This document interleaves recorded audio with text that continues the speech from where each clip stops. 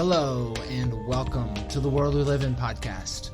I'm your host, Eric Patterson. Alongside me is my sister, Erin. Join us as we explore the amazing, mysterious aspects of our planet's cultures, history, and future trends. What's going on? What's up? We're back. Everyone missed us. Yes, they did. Yep. Yes, they did. It's full into the Christmas season. It is. Yeah. Finishing up finals. Yes, I am almost finished. Today was a day, though, for sure. Yeah, you were telling me about it. Yeah. I was coaching last night, and some of my kids were talking about taking like AP Chem and AP Physics, and I was just like, no. We never did that. No. Why? Why are you talking about that? Yeah. You know what? Good for them, I guess. We got one kid was like, yeah, I'm in all AP classes, and I was like, buddy, it's not worth it. It's not. It's not worth it. And look, it really isn't. No, it isn't. It really isn't. Like, unless you know for a fact that you are going to be a scientist or a doctor, there's no reason why you need to take those classes. Mm-hmm. Exactly. It's there just, isn't. there's not. Well, everyone I know that did it ended up being like, well, that was just pointless. Yeah. Like, it stressed them out for no reason. Because you have to take it again in college. Yeah. And they start from square one anyway. Yeah. So it's like, unless you have some sort of advanced credit, which I guess AP might, I don't think it matters. Yeah. I really don't. But. Yeah, it would just give you credits, but it wouldn't stop you from having to take it again. That's what I've heard. I think like that's you right. get like credit hours, but it's not like they don't acknowledge it as you taking chemistry or something. So. Yes. Yeah, no, business school people right here. Yeah, all the way. All the way, baby. I can't deal with that. Well, we have quite the story tonight. Yes, we do. It is quite the adventure. To be honest with you, I don't fully understand what's happening. No. But we're gonna jump in together, so strap in, and if you're familiar, great. If not, prepare to have your socks blown off. Yeah, mine were blown off. Yeah, mine. Quite literally, I had no idea for the first 10 minutes what I was doing. No. I've read through this 3 times, and I still don't completely understand what happened. But this is the alternate story of the birth of Jesus Christ. And if you're thinking what I thought when he said this, I was like, sure. Like, we've all heard, like, what could have happened. Yeah. And I was not ready. So this will be great. So hang on to every word. Yes. Real quickly, though, I wanted to ask you in church the other day. The pastor said something about the wise men, right? And the narrative, but apparently he said the biblical narrative doesn't support that. Yeah. So normally, like, the pastor will do a more like historical preface to these when he's like reading a passage or whatever. Yeah. So we're like, it's like the Advent, so they're talking about this, obviously, leading up to the birth of Jesus. And so with the 3 wise men, obviously, he was like, yeah, everyone's like manger scenes are wrong. And we were like, what? Like, you know, and he was like, because it says 3 wise men, and 3 is just a number that comes up a lot, like in the Bible. Like, there's a lot of them, a lot of numbers like that. But basically that the wise men, these people were like magi, right? Yep. So he said never once in history did these magi travel in less than like several hundreds at a time. So it's like historically inaccurate that there were only 3 of them. He was saying it's just like a false, like that just didn't happen. He's saying it's more symbology. Yeah. But just like, he always points out those things, and I just thought it was interesting because it's always like the 3 wise men. Yes. And they each brought a like frankincense, myrrh, and whatever the other one, gold or something. Gold, yeah. Like they each brought one, but that just wasn't the case. And then he was talking about the significance of each thing that they brought. So I just thought it was interesting because I had never known that like And even like our parents that were with me who are, I mean, like older parents were like, well, we've never heard that before. So it's just crazy, like what you don't know. And then, I mean, what we're about to talk about is way more far out there than that. But just like these two things in the same week, I was like, whoa. But it's really, really interesting. So, but yeah, like the Magi and stuff, they're very interesting. So they never traveled like in 1, 2, or 3. Like they were always in like thousands or like several hundreds, like just masses of these guys. So very interesting. I was kind of shocked because you don't hear about that. I mean, but it was emphasizing the significance of this event in the way that he was saying. Of course. So many of them just got up and left to go find like Jesus after they heard he was being born. So, yeah. Yeah, I was saying there was some sort of forbidden or hidden knowledge that only they were privy to. Yeah, right. Because like, again, why would they travel 1,000 miles just to go see some guy? Yeah, over super treacherous terrain. Yeah, exactly. Like, if this guy was the real deal, then they had to believe in something. Definitely. Yeah. Whatever it was whatever very strong it was. For them. Yes, exactly. Doesn't matter what it was, but whatever it was important. For sure. Okay, so let's hop into it. So, a couple things we have to clarify first. So,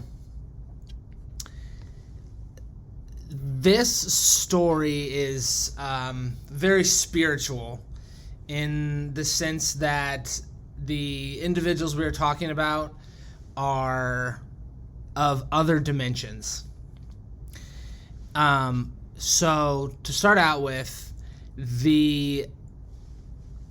I should probably say the source. The source is from Bibliotheca Pleiades, and it's from Noel Huntley. I believe it's from his book. Yeah, Return to the Real History of the Nazarenes and the Bible. But the link to this will be in our show notes. So if you're curious, you can take a look there. So to start out with, they're claiming, and all of this is claims. There's no way to validate any of this. Nope. At least not in an hour. But the correct name for Jesus was not Jesus, and I think this has been referred to. I believe the Jews sometimes refer to Jesus as Yeshua, Jeshheua, or Yesheua. Similar spelling, so Yeshua. Apparently that's just happened because of a changing in the Hebrew letters. And that Yeshua's parents were not Joseph and Mary as depicted in the Bible. This is not a natural confusion, but apparently a deliberate change to present a different story. So another priest by the name of Yeshua, slightly different spelling, Jeshewua, was born to Joseph and Mary. And furthermore, this man was married to Mary Magdalene. Mm-hmm. Okay? So that is saying that a separate person of very similar name was born to Joseph and Mary and married Mary Magdalene. Right. Okay. So the two previous figures are distinguished by what I can only express as their spiritual progression or spiritual significance. Yeah. It seems like one is lower than the other. Correct. Yeah. So the one born to Joseph and Mary apparently was of lower spiritual significance than the prior one who was not born to Joseph and Mary. Yes. Okay. So, I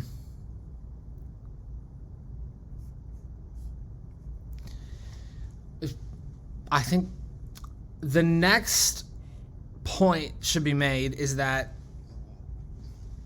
there was a mission to be executed by the birth of Jesus. Yes. Now, some would say, right, traditionally, some would say that is that he would ultimately be sacrificed on the cross to save our sins. Mm-hmm. But that's not what this narrative is saying. Not this mission. Not this mission, which we will get to, but that's an important thing to keep in your head. So there is a mission that needs to happen, but the historical Christian perspective of what happened is not what the mission was. So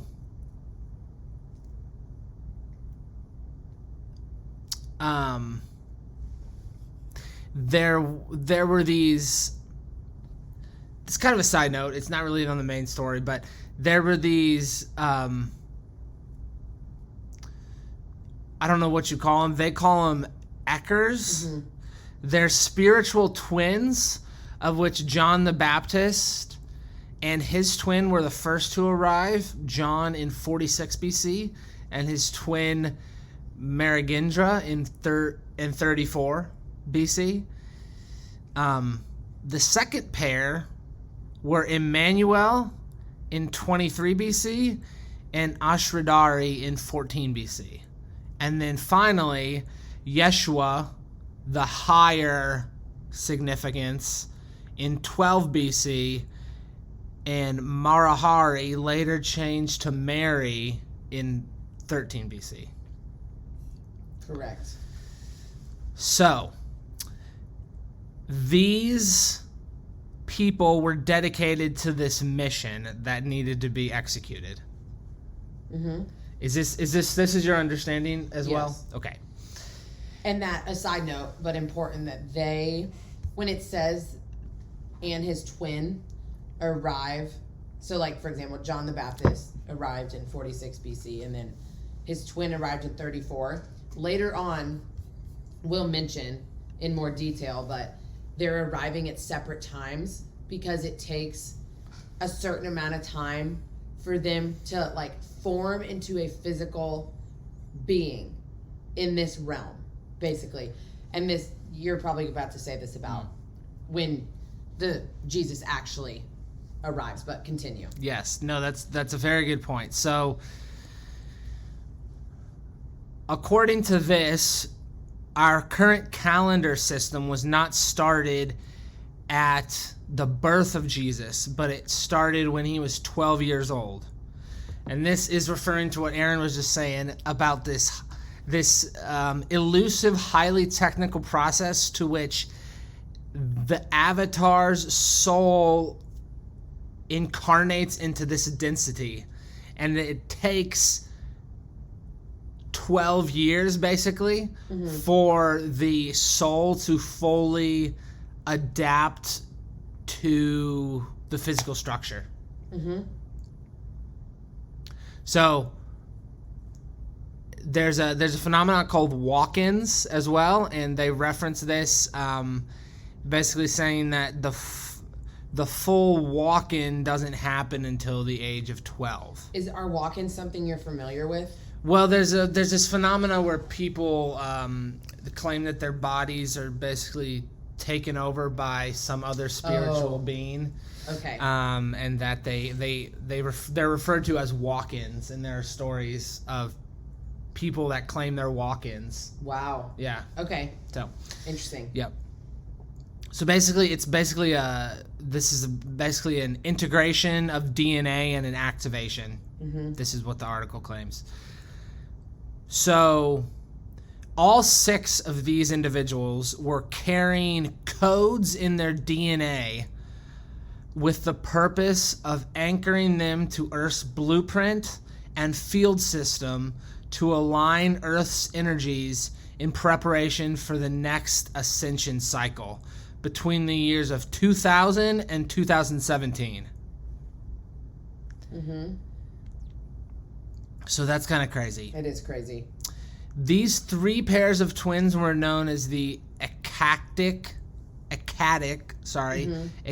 Trinity, and were related to the incarnated 144,000 indigos during the Christ period.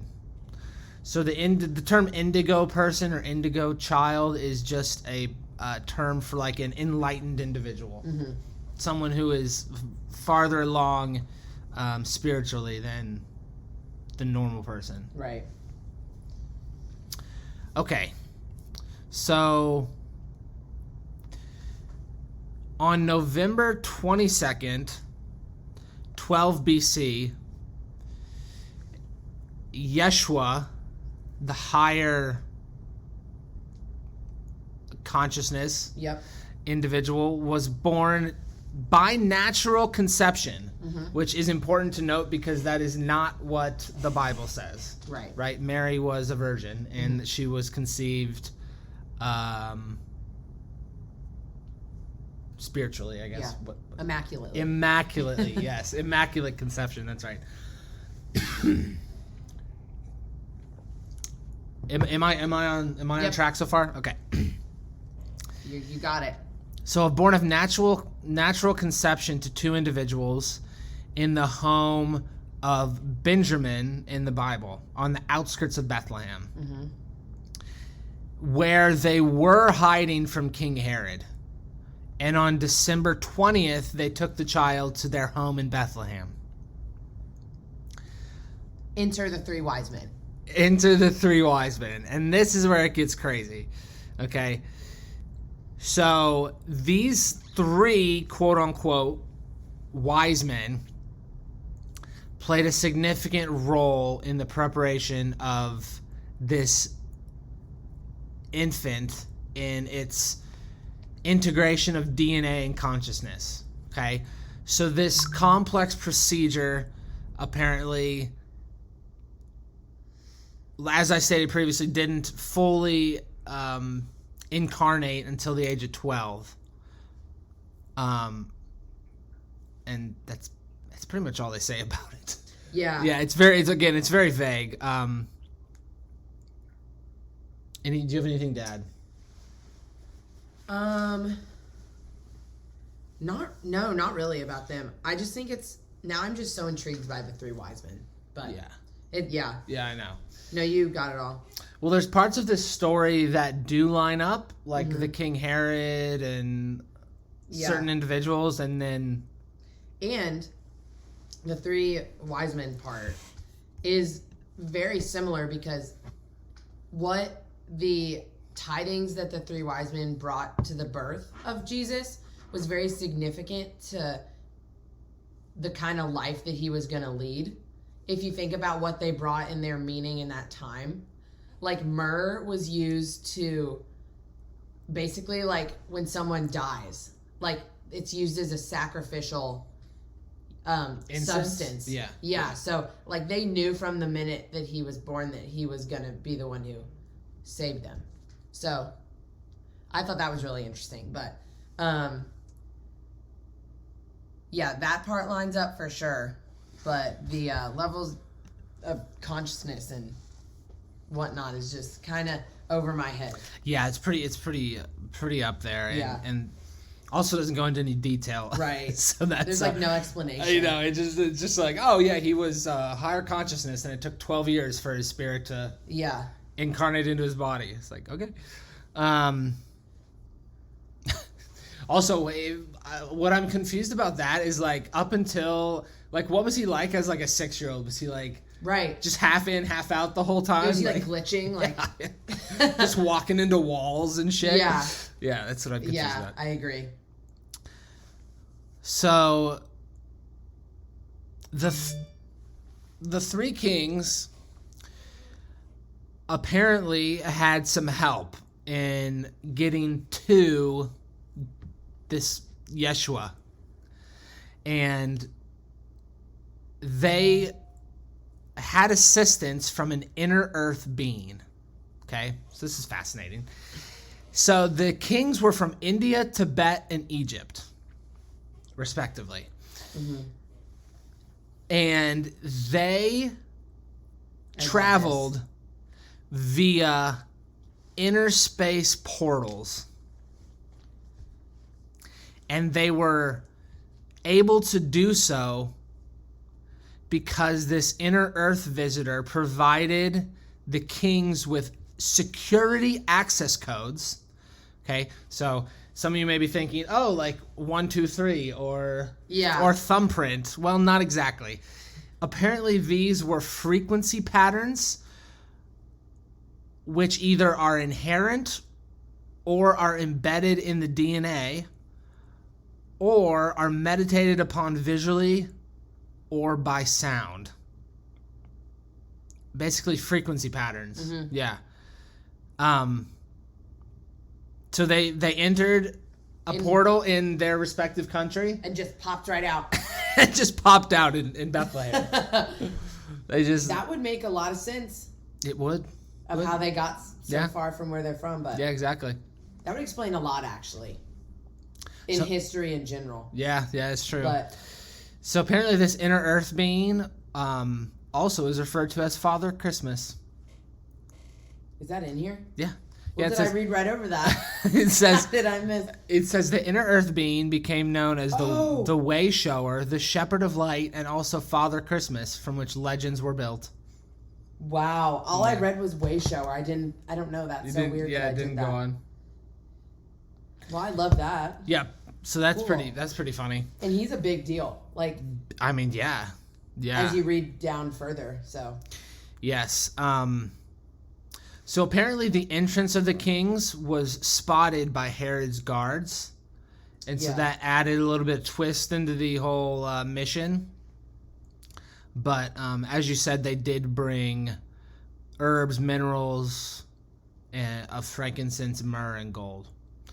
And there's this whole spot about how, I guess, if you enter this portal, something materializes from your body that is like gold. Mm-hmm. And I didn't get into that, but yeah. Did you read through that? No. Yeah, I was just like, I don't know. At that point in my day, I said, I'm not reading that. Yeah. I was just trying to find the end of the story. Yeah, me too. I was like, let's get there. Yeah. But I don't think it's in. I think it's just a little side note. I think so. A little fun fact. Yeah. Okay. So this way shower or inner earth being Father Christmas with the help of Benjamin made preparation for the safe passage of the return of the kings to their homelands by camel and donkey. I guess because the portals were compromised by Herod's guards and they couldn't get captured. Mm-hmm. Yeah, there's this whole thing where the Emmanuel, the enlightened twin, mm-hmm. one of the twins was given a drum, and he was giving codes to like drum in order to watch the stables. Yep. Yeah. And then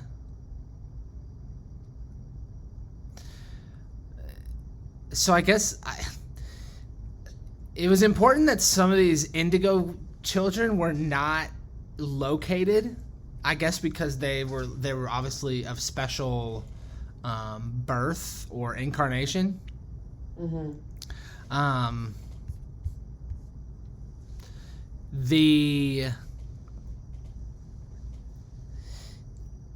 It goes into how one of them had to be like sacrificed so that they could incarnate in a different body like 6 years down the line or something. Yeah. And then that's where I got lost, to be honest with you. I was a little lost. I didn't understand what was happening. And then eventually they get to the point where I guess they go to they as in Yeshua, the enlightened being, they go to the pyramid at Giza and they transfer codes into the Ark of the Covenant. Yeah, that's how they transferred it. Apparently. Yeah, that kind of confused me a little bit, but it says the transfer of codes into Earth's grid was achieved through the process of each individual on separate occasions being brought into the Ark of the Covenant, a portal bridge in the Great Pyramid. So apparently the Ark of the Covenant was in the Great Pyramid. Oh. By this means, the codes within these 6 individual indigo people, DNAs, were transmitted through the passage of the Ark of the Covenant into the Earth. Makes sense. Does. Yeah, makes a lot of sense. Just another day. Yeah, it's another mission. Apparently Stonehenge is built on some sort of energy line. Mm-hmm. And this was the second part of their mission, was to cancel this program. It just gets really complex towards the end. Yeah. Guys, when he told me about this, I mean, I've never seen him so baffled by a story. And I feel like he sent some really weird stories. Like, yeah, I mean, we've done but you were just like, Erin, I don't know. And I was like, well, how am I going to understand? But so basically, and tell me if you agree with this.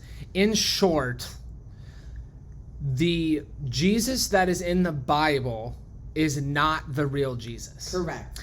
And the real Jesus is this higher enlightened being that was on a mission along with 5 other indigo or Eckers, as they call them, 5 other Eckers. Their mission was to transmit the codes into DNA. No. Transmit codes in their DNA through the Ark of the Covenant into the Earth. Right. And then their second part of the mission, which they did not succeed, was to cancel some program that was activated under Stonehenge, which is a whole nother story that is just going to take way too long to discuss. So some sort of Earth realignment. Yeah, because at the beginning they mentioned they do a little brief thing, and now I kind of understand why it was there, about the like parallel planets, something like that, and that's what they were trying to get back to. Yeah, I guess it's like the Earth is off track as far as frequency. Yeah, is for what I understood. Well, I guess it goes back to this ascension cycle of Earth between 2000 and 2017. Yeah. Mm-hmm. So yeah. So unfortunately they failed at their second. They failed at the second, but I guess they succeeded. But it doesn't go into like what happened to them or what what I thought it mentioned one of them lived to a certain time period and then just like left his body. Yeah, I thought so too. I think it's I don't know. It's a very convoluted story with a lot of side stories. The inner Earth part, the inner Earth visitor is interesting. It is. Because there are they mentioned in this article Admiral Byrd. Have you heard of Admiral Byrd? No, I haven't. So Admiral Byrd was a World War II admiral that apparently, according to him, he flew into the inner Earth. Okay. And like has a diary about his experiences seeing beings in the inner Earth. So that's insane. There was like a cavern that he was able to fly into and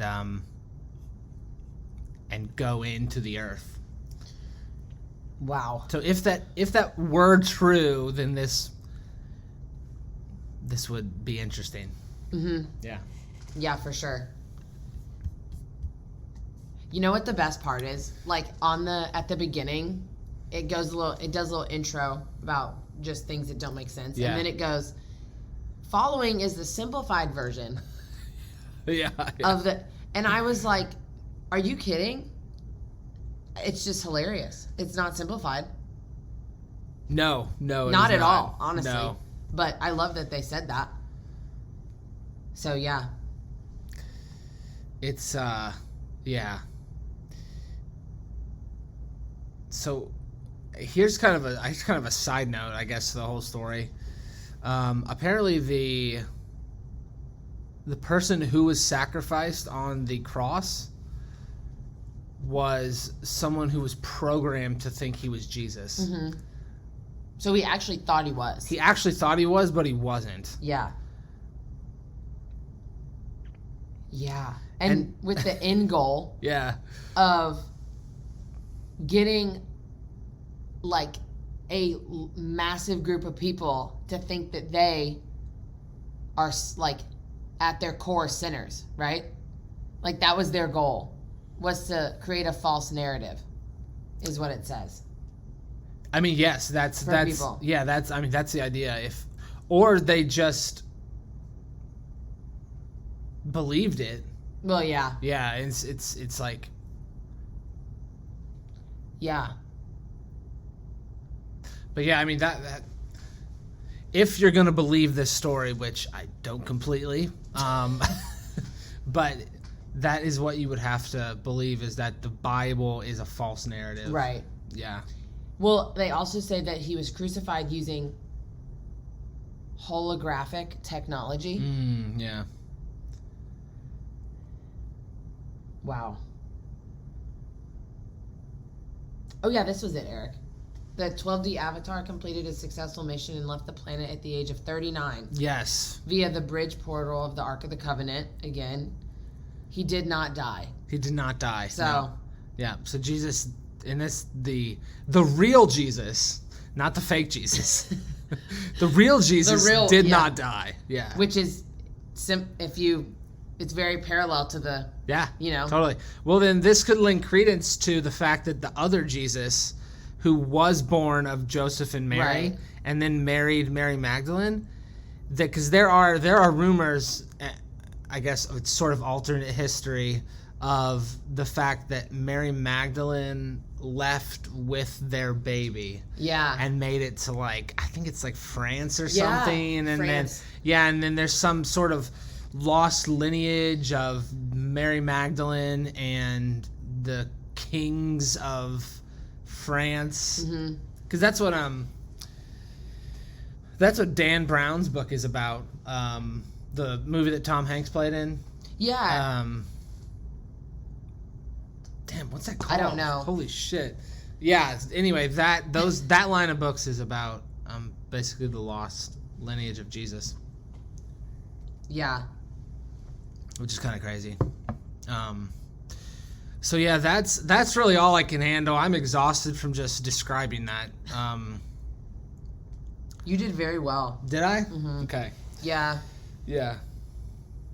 Yeah, you're the best at those crazy things. Like, I try. Well, any closing thoughts? I don't think so. I mean, either way, whatever story it is a great story. Yeah, I mean, it's not... Whatever you believe. Yeah, I mean, this is just a story. This is not... Yeah, but this was a lot. I mean, there's a lot of moving pieces. Like, yeah. There's basically like 12 characters in here after the sets of twins, this Inner Earth dude, and then... like a bunch of different, like, not races, but, like, lines of people. Yeah, lines of people. That, like, aren't all people yet. I know, and then you have the three kings leaving through the portals and then trying to get back home, and yeah. Where I knew in one of these, it was saying that the North Star. Yeah, the North Star was an ET craft telling the wise men where to look for the portal thing. Yeah. I've heard that the North Star was like some UFO. Yeah, not really a star. Because it's like apparently something about like that time in the world, like it would have been super rare for there to be like a shooting star or something. I've heard that. I don't know like the credence to it or whatever, but. Well, I think there's also the North Star lines up with a star system that, don't take my word for this, but I think the North Star lines up with a star system that is significant in some life-bringing sense or something like that. Yeah, interesting. Lines up. So that was a good point. I forgot about that. Yeah. Yeah, that's a whole nother. It's a whole nother avenue. Yeah, it is. Yeah, I mean this is what we did the Chronovisor episode. Yeah. About the Vatican, apparently seeing or being able to see Jesus in the past. Yeah. Maybe they looked back and they were like, "Oh, this isn't the same guy." Totally could have. They were like, "Well, who's that? Who's this dude? What are you talking about?" Yeah. Or maybe they looked back and saw an alien. Yeah. Yeah, and they were like, "Oh, fuck." Yeah. But they destroyed it, so Yeah. we'll never know. Never know. Hang with us, and you'll just. Again, we're just here for a good story. That's really all we're here for. Yeah. Sweet. Okay.